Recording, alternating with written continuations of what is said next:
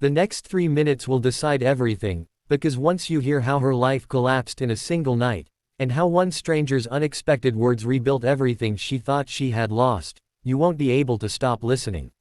And before we begin, make sure to like this video and subscribe, because stories like this, stories that remind us of strength, dignity, and second chances, are the heartbeat of this channel. Get out. Those were the last words Elena heard from the man she had called her husband for 7 years. No shouting, no explanation, just coldness sharp enough to cut through bone.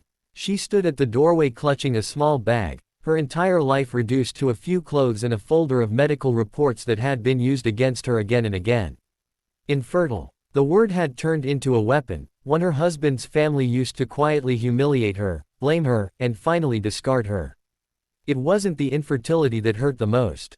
It was how easily love had turned into cruelty. As the door slammed on her, the quiet street felt too big, too empty, too uncaring. She had nowhere to go. No siblings. A mother who passed away years ago.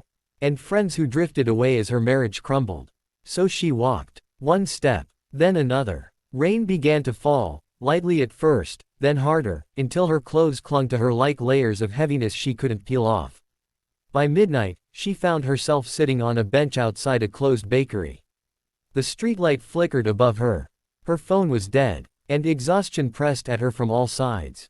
She pressed her knees to her chest and whispered, "Why wasn't I enough? What did I do wrong?" She didn't know someone was watching her from across the street. At 1:47 a.m., a black SUV stopped in front of her. The driver's door opened, and a tall man stepped out holding an umbrella. She instinctively backed away, but his voice was gentle, cautious. "Are you okay?" Elena didn't answer. She couldn't trust anyone, especially not now. The man lowered himself to eye level and set the umbrella above her head so she wouldn't get wet, even as the rain soaked into his shoulders. "You're shivering," he said softly. "Let me help. My daughter is at the hospital across the street. I came out to get some air, and I saw you crying." He reached into his coat and held out a warm paper cup. "Here, ginger tea. It helps." Her fingers brushed his as she took it, trembling. "Thank you," she whispered. "My name's Adrian," he said. "What's yours?" "Elena." Something tightened in his expression, not pity, but concern. "Do you have anywhere to go?" "No." He hesitated for a long moment. He looked back at the hospital windows glowing behind them, then at her soaked clothes, her lifeless bag, her eyes swollen from hours of tears.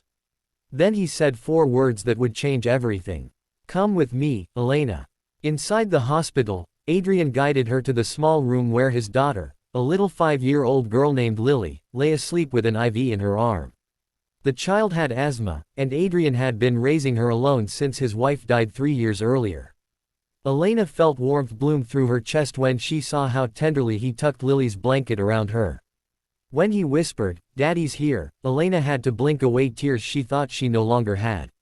"You're a good father," she murmured. Adrian looked at her, almost embarrassed. "I'm trying. Balancing a company, a kid, and life, it gets hard. But she's my world." Something about him, his sincerity, his exhaustion, his kindness, made her feel safe for the first time in years. When the morning light finally streamed in, Lily woke up, saw Elena by her bedside, and asked in a raspy voice, "Are you an angel?" Elena laughed for the first time in months. "No, sweetheart. I'm just someone. Your dad helped." "She's pretty," Lily whispered, tugging at Adrian's sleeve. "Can she stay?" Elena froze. Adrian cleared his throat, trying not to smile.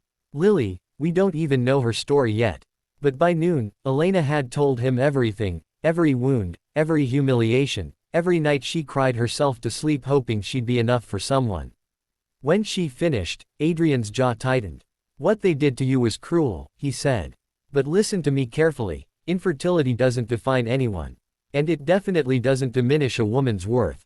His words cracked something open inside her, something fragile and long starved for compassion. He continued, "If you want, you can stay with us until you get back on your feet. Not out of pity, but because I think you deserve a soft place to land." Elena wanted to refuse. She didn't want to burden anyone. But she was so tired of being strong alone. "Okay," she whispered. The days turned into weeks. Elena cooked breakfast for Lily and braided her hair before school. She waited with her at the clinic during asthma checkups. She even helped Adrian reorganize his chaotic schedule, eventually stepping into the role of his unofficial personal assistant. Adrian's employees started noticing the difference. He was calmer, focused, less overwhelmed. And every night after Lily fell asleep, the two of them found themselves talking for hours. About life. About pain. About hope. About second chances neither of them expected. One evening, after a long day, Elena handed Adrian a folder she'd organized for him. Their fingers touched, lingering a moment too long. Something in his eyes shifted.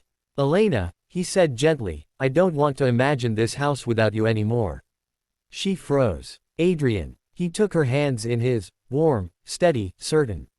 "You don't need to give me an answer now. I just want you to know. You matter here. Lily adores you." She shook her head, tears filling her eyes. "But I can't give you children." Adrian cupped her face with both hands. "Elena, I'm not asking for children.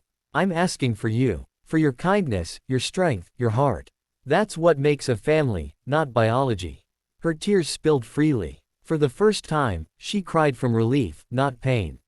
Months later, Elena walked down the hospital corridor again, but this time, it was as Adrian's partner, Lily running ahead with flowers in her hand, laughing. And when Adrian pulled her into a quiet corner, kissed her forehead, and whispered, "Thank you for choosing us," she realized something profound. Life hadn't ended the night she was thrown out. It had begun. Her past didn't define her. Her infertility didn't label her. Her worth didn't depend on anyone's judgment.